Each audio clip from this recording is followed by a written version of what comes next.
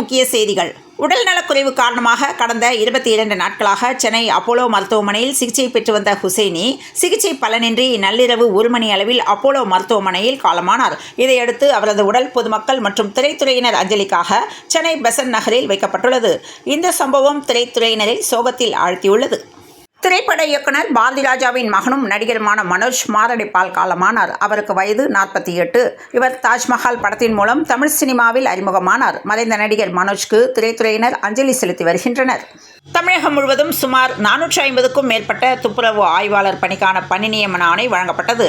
ஆத்தூர் சட்டமன்ற தொகுதியில் 9 பேருக்கு பணி நியமன ஆணை வழங்கப்பட்டது. பணி நியமன ஆணை பெற்றவர்கள் ஊரக வளர்ச்சித்துறை அமைச்சர் ஐ. பெரியசாமியை நேரில் சந்தித்து பணி நியமன ஆணையை கொடுத்து வாழ்த்து பெற்றனர்.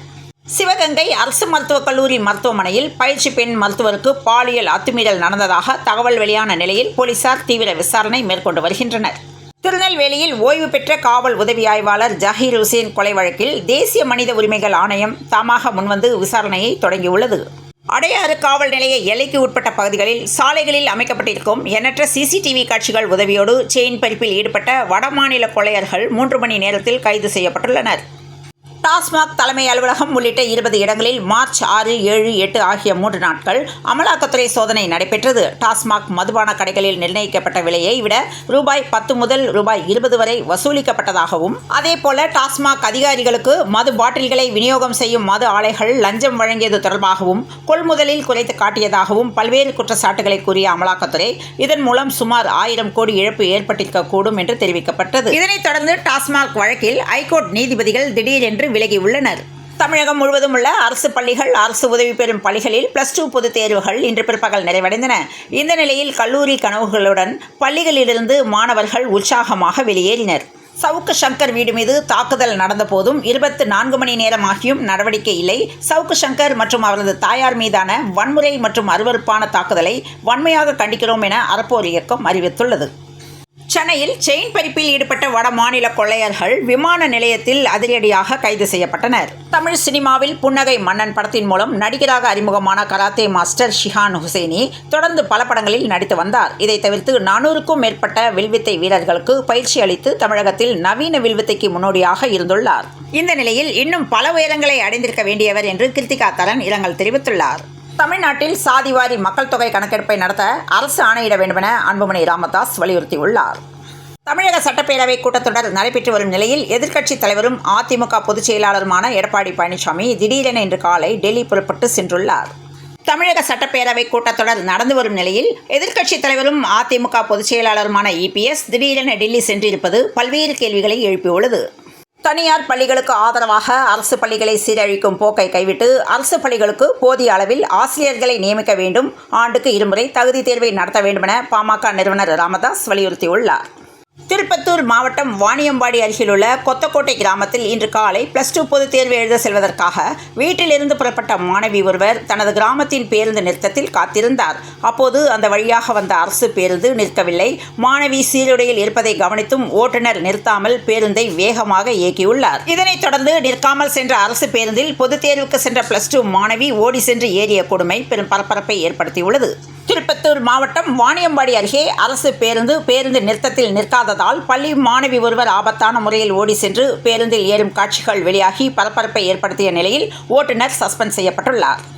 ராஜபாளையம் அருகே வனவிலங்குகளை வேட்டையாடுவதற்காக நாட்டு வெடிகுண்டுகளை பதுக்கி வைத்திருந்த தந்தை மகன் இருவர் கைது செய்யப்பட்டனர். சூலூரில் சுல்தான்பேட்டை அருகே PAB வாய்க்காலில் குளித்த கல்லூரி மாணவன் நீரில் மூழ்கி பலியான சம்பவம் அப்பகுதியில் சோகத்தை ஏற்படுத்தியுள்ளது. ஈரோடு பண்ணாரியம்மன் கோயில் குண்டம் திருவிழாவில் மேளதாளங்கள் முழங்க பக்தர்கள் நடனமாடினர். ஆம்பூரில் பாத யாத்திரை சென்ற பக்தர்கள் மீது சரக்கு வாகனம் மோதி விபத்துக்குள்ளானதில் ஒரு பெண் பலியானார். சென்னை அம்பத்தூரில் முதலமைச்சர் மு க ஸ்டாலின் பிறந்தநாள் விழா பொதுக்கூட்டம் நடைபெற்றது. இதில் தமிழக பொதுப்பணித்துறை அமைச்சர் ஏவா வேலு, இந்து சமய அறநிலையத்துறை அமைச்சர் சேகர்பாபு மற்றும் அம்பத்தூர் MLA ஜோசப் சாமுவேல் உள்ளிட்டோர் கலந்து கொண்டனர். இந்த கூட்டத்தில் அண்ணாமலைக்கு தூக்கத்தில் கூட சேகர்பாபு ஞாபகம்தான் என்று அமைச்சர் ஏவா வேலு பேசியுள்ளார். தமிழகத்தில் காலியாக உள்ள 7535 ஆசிரியர் பணியிடங்களுக்கு உத்தேச தேர்வு அட்டவணையை ஆசிரியர் தேர்வு வாரியம் வெளியிட்டுள்ளது. நாடாளுமன்றத்தில் தமிழ்நாட்டில் உள்ள கேந்திரிய வித்யாலயாவில் தமிழ் மொழியை கற்றுத்தர எத்தனை ஆசிரியர்கள் இருக்கிறார்கள் என தமிழக MP கனிமொழி கேள்வி எழுப்பியிருந்த நிலையில் அதற்கு மத்திய அரசு அளித்துள்ள பதில் விவாதத்தை கிளப்பியுள்ளது. இதனைத் தொடர்ந்து பள்ளிகளில் நிரந்தர தமிழ் ஆசிரியர்கள் 0 என்று கனிமொழி எம்பி தனது ட்விட்டர் பக்கத்தில் பகிர்ந்துள்ளார். சிவகங்கை அருகே கீழக்குளம் பகுதியில் போலீசாரின் ரோந்து நடவடிக்கையின் போது வெடிகுண்டுகளுடன் பதுங்கியிருந்த இளைஞர் கைது செய்யப்பட்ட சம்பவம் பெரும் பரபரப்பை ஏற்படுத்தியுள்ளது. யூடியூப் பார்த்து வெடிகுண்டு தயாரித்ததாக தகவல் வெளியானது. விருதுநகர் மாவட்டம் ராஜபாளையம் அருகே கோதை நாச்சியாபுரம் மற்றும் சேத்தூரில் நித்யானந்த பரஹம்சர் ஆசிரமம் செயல்பட்டு வந்தது. ராஜபாளையம் ஆசிரமத்திற்கு சீல் வைத்ததால் சீலை உடைத்து தடையை மீறி உள்ளே சென்ற நித்யானந்தா சீடர்கள் கைது செய்யப்பட்டனர்.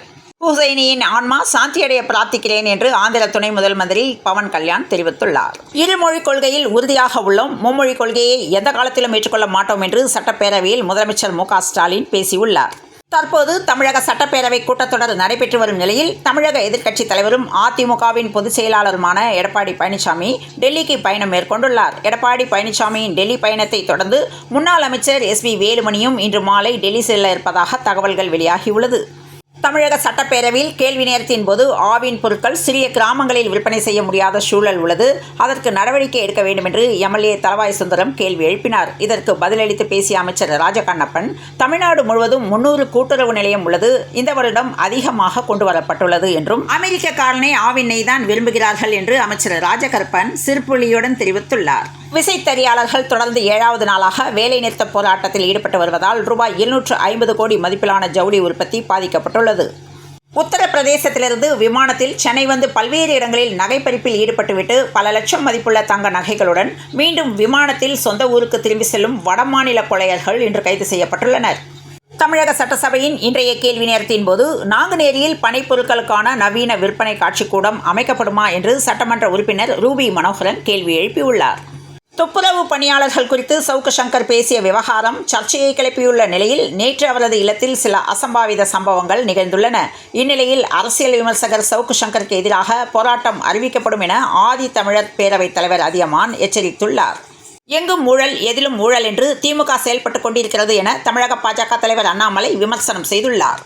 இரத்த புற்றுநோயால் பாதிக்கப்பட்டு கடந்த 22 நாட்களாக மருத்துவமனையில் சிகிச்சை பெற்று வந்த ஷிஹான் ஹுசைனி சிகிச்சை பலனின்றி நள்ளிரவு 1:45 மணி அளவில் உயிரிழந்ததாக அறிவிக்கப்பட்டுள்ளது.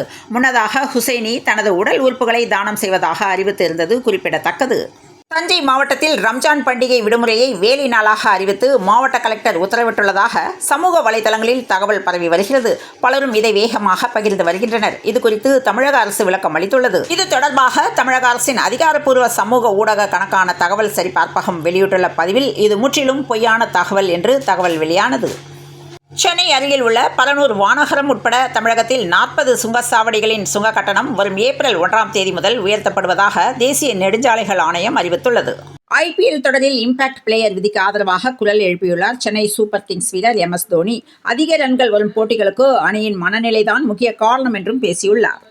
விவாகரத்து வழக்கு விசாரணையில் தனது கணவரை தாக்கிய முன்னாள் குத்துச்சண்டை வீராங்கனையின் வீடியோ காட்சிகள் தற்போது இணையத்தில் வைரலாகி வருகிறது. ஆட்ட நாயகன் விருதை ஷிகர் தவானுக்கு அர்ப்பணிக்க விரும்புகிறேன் என்று அசுதோஷ் சர்மா தெரிவித்துள்ளார். வேகமாக குறையும் தங்கம் விலை. நேற்றை விட இன்று தங்கத்தின் விலை ஒரு கிராமுக்கு ரூபாய் 30, ஒரு பவுனுக்கு ரூபாய் 240 குறைந்துள்ளது. இன்று வெள்ளி விலையில் எந்த மாற்றமும் இல்லை. அதன்படி சென்னையில் இன்று 22 கேரட் ஆபரண தங்கத்தின் விலை ஒரு சவரன் 65,480 ரூபாய்க்கும், ஒரு கிராம் 8,185 ரூபாய்க்கும் விற்பனையானது.